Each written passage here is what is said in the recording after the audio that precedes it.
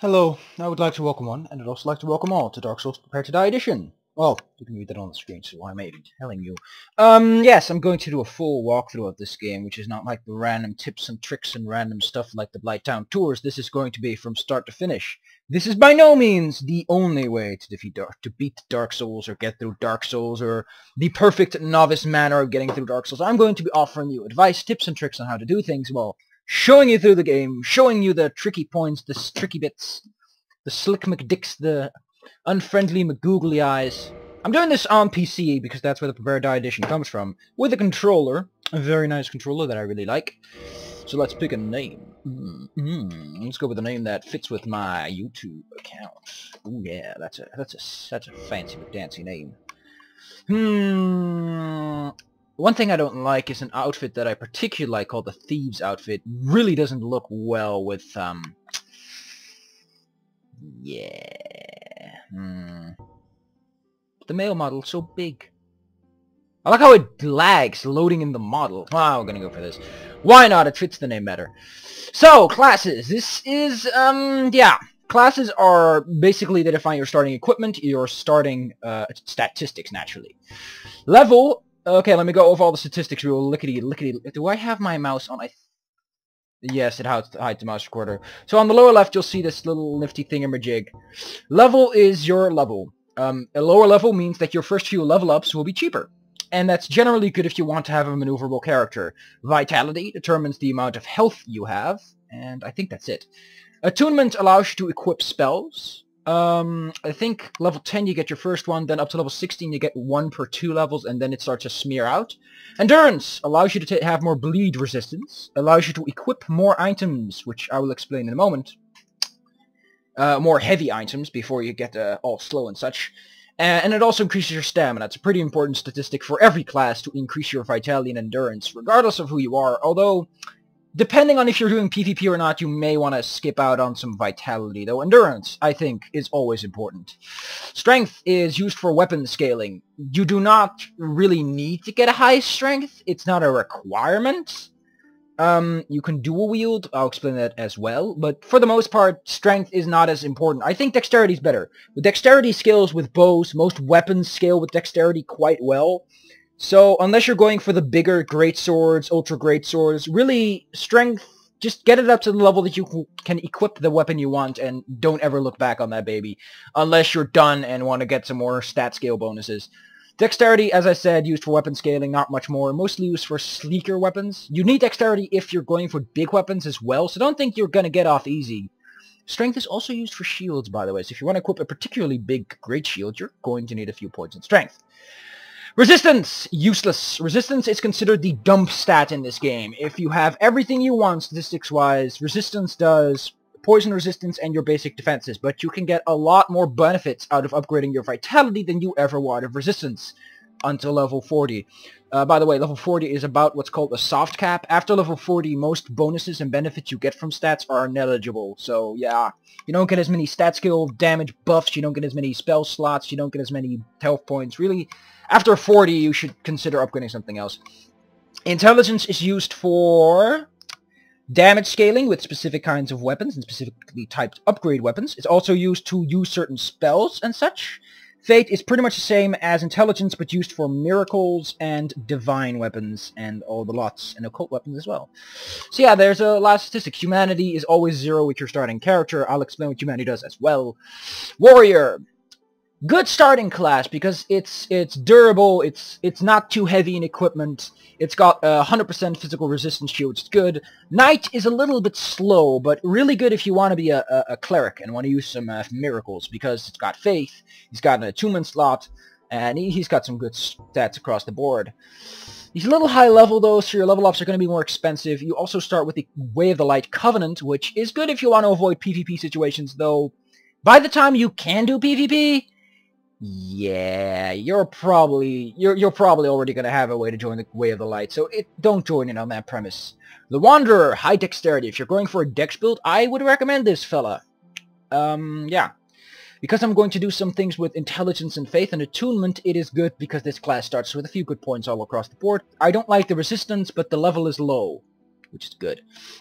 On the level, the reason that level varies is because of resistance. Your initial resistance is not counted into the calculations of your beginning level. It's kind of wacky, but let's just say that the higher your resistance is, the more chance you have that this class is going to have a low... Oh, this one has low resistance, but... Well, I guess he just has lower statistics overall. Thief! Very fast. Very, very weak. But you get the Master Key from the start. Master Key is a great item. Males get a different mask, by the way. Let me show that off real lickety split. See, they have a completely different hung mask. Why? Bandit. If you're going for a strength build, the Bandit is great. He starts with my favorite shield, the Spider Shield. I like that shield so much, because it stops poison buildup, which is good. The Hunter, if you want to start with a bow, go with this guy, because he starts out with arrows and a bow, the only character to do so. He also has pretty good statistics for weapons, so if you're looking for a good combat build, he doesn't have anything in the magic slots. He has 9 and 9, but... Now, the Bandit has a little bit of faith, so it's really what you want. It's really what you want. Although this one actually has less, but... yeah, I don't know. It's all about what you want to do. Although that bolt head looks ugly. Sorcerer starts with a magic spell. Dagger as well. Not great for melee combat, but that for initial spells, Soul Arrow together with the Catalyst can really drag you through the beginning area. Pyromancer, pretty crappy shield, by the way. The worst shield in the game. A decent weapon, I guess. The armor's pretty good, all things considered. Problem with this build, it's actually pretty good. It's considered a beginner build because you get you get some vitality and endurance, and you get some good resistance. The fireball spell you get with this together with the pyromancy flame are decent weapons, even for the first boss. Cleric starts with a heal spell. A good bit of faith. If you're going for a faith build, this is really the way to go because he starts with 3 more faith than that guy. And more attunement, which is always good. A little less endurance, so you're going to have some problems using more sophisticated weaponry. Good for a strength build, if you're going strength faith. Deprived is the highest starting level. Very maneuverable. You can pick basically anything from here, but... 11 in everything, and with a starting level of 6, you're really dealing with some complications. You also start with no armor, and a club, and a shield that is pretty crummy. It's not as bad as a shield as this one, but it's still a crummy shield. But for this playthrough, I'm going to start out with the Wanderer. It doesn't matter which you pick, just pick whatever works towards your end goal more. In the description, you can find links to guides, maps. You can also find a link to a planner, which will very much help you plan your character, but more on that later. Okay, gift. Now, Goddess Blessing. You can get this later on. It's not as good as it says because a bonfire does the exact same thing, but if you like a bonfire on the run, this only works once. It's not worth it, in my opinion. If you want to kill the Asylum demon on the first go, this will get you a nifty weapon. You should get this, because it'll make the matter significantly easier.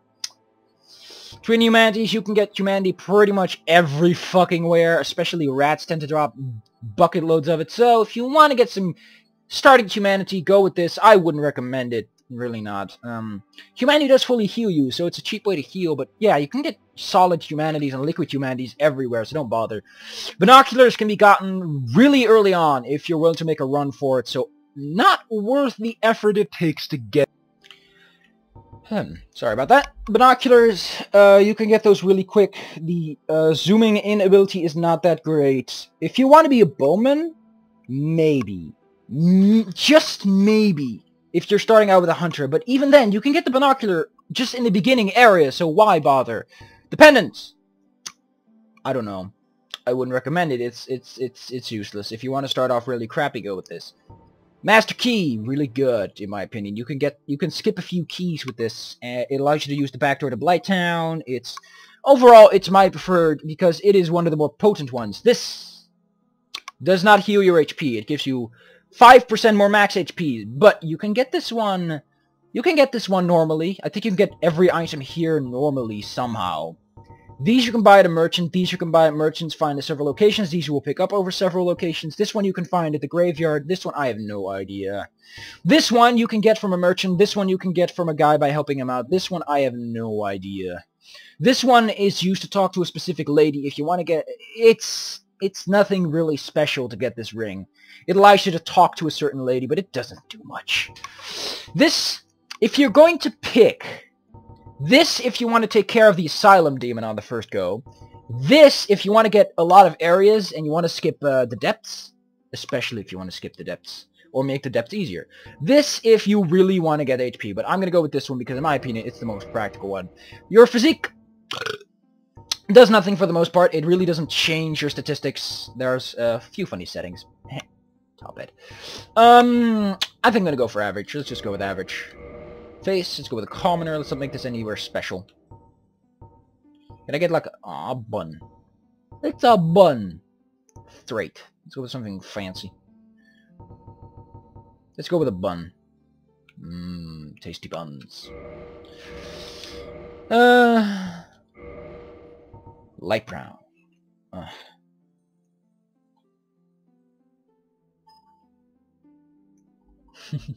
Okay, okay, go for gold. Let's go with gold. So yes! That, well, take it away, game. In the age of ancients, the world was unformed, shrouded by fog. A land of grey crags, arch trees, and everlasting dragons.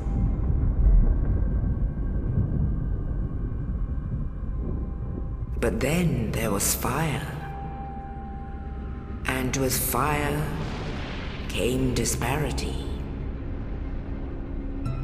Heat and cold, life and death, and of course, light and dark.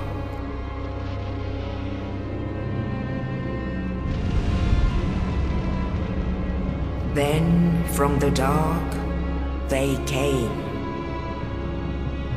and found the souls of lords within the flame.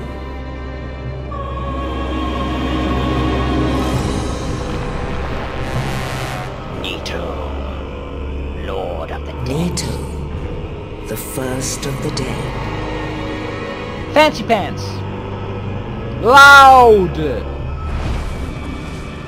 The Witch of Izalith and her daughters of Chaos. Gwyn, the Lord of Sunlight, and his faithful knights.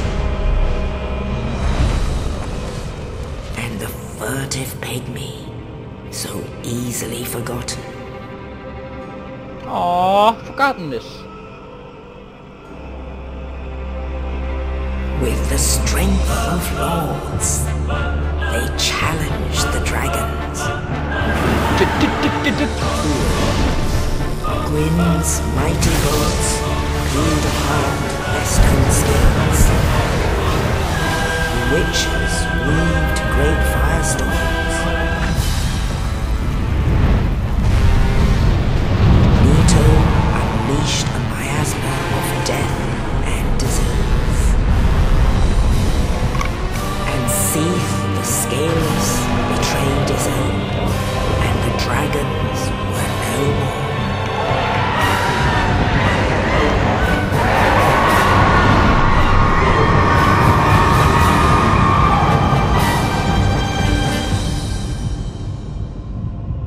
Thus began the Age of Fire. Places. People, places, places, people. But soon the flames will fade, and only dark will remain.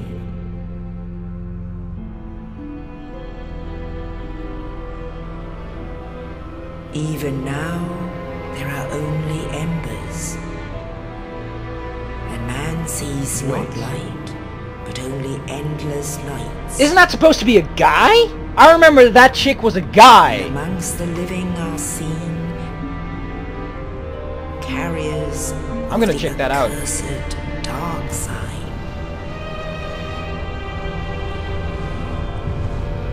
Because Dunder Mifflin, it's paper, people, people, places.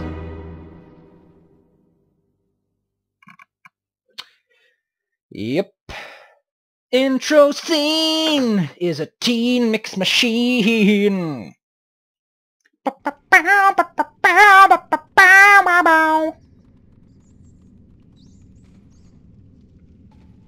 Yes, indeed.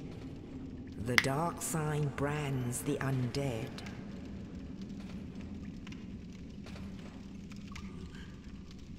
And in this land, Hi, guy. the undead are corralled and led to the north. No, they're not. They're dead in Lordran. Ha! Where they Spoilers. are locked away to await the end of the world. If you're looking at a walkthrough and you care about the story and spoilers, you're doing something wrong. Trust me. Because the story really doesn't matter in this game. By the way, is your fate. I am using the fix. You can find it on the Steam forums. Oh, it's a little Ratsy! Look at that little fella! He's like... Up, up, up, up, up, up.